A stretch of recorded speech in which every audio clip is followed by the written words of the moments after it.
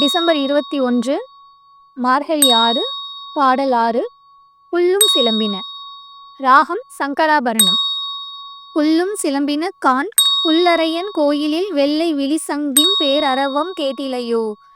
பிள்ளாய் எழுந்திராய் தேய்முலை நஞ்சுண்டு கள்ளச் சகடம் கலக்கழியக் காலோச்சி வெள்ளத்து அரவில் துயிலமர்ந்த வித்தினை உள்ளத்துக் கொண்டு முனிவர்களும் யோகிகளும் மெல்ல எழுந்து அரியென்று பேரரவம் உள்ளம் பூந்து குளிர்ந்தேலோர் எம்பாவாய்.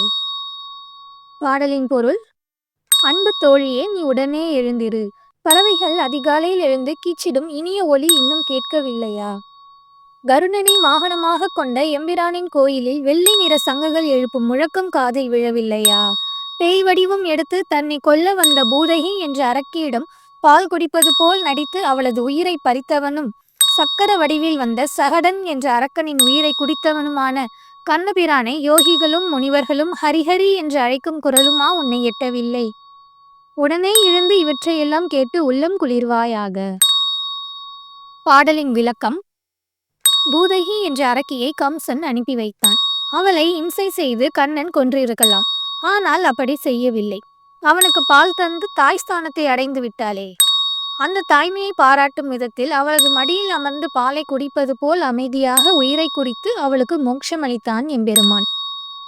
கேரளாவில் அம்பலப்புழையில் இருந்து 25 கிலோமீட்டர் தூரத்தில் உள்ள திருவமுண்டூர் என்ற தலம் குறித்து இந்த பாடலை ஆண்டாள் பாடியதாக சொல்வர்.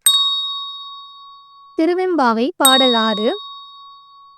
மானே நீ நின்னலை நாளை வந்து உங்களை நானே எழுப்புவன் என்றலும் நானாமே போன திசை பகராய் இன்னம் புலர்ந்தின்றோ வானே நிலனே பிறவே அறிவறியான் தானே வந்து எம்மை தலையளித்து ஆட்கொண்டருளும் வான்வார் தழல்பாடி வந்தோர்க்கு உன் வாய் திறவாய் ஊனே உருகாய் உனக்கே உறும் எமக்கும் ஏனோர்க்கும் தம் கோனை பாடேலோர் எம்பாவாய்.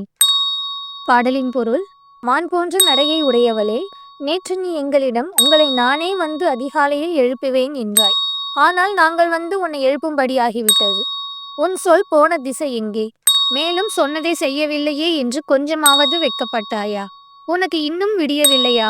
வானவர்களும் பூமியில் உள்ளோரும் பிற உலகில் உள்ளவர்களும் அறிய முடியாத தன்மையை உடைய சிவபெருமானின் திருவடிகளை புகழ்ந்து பாடி வந்த எங்களுக்கு இன்னும் பதில் சொல்லாமல் இருக்கிறாய்.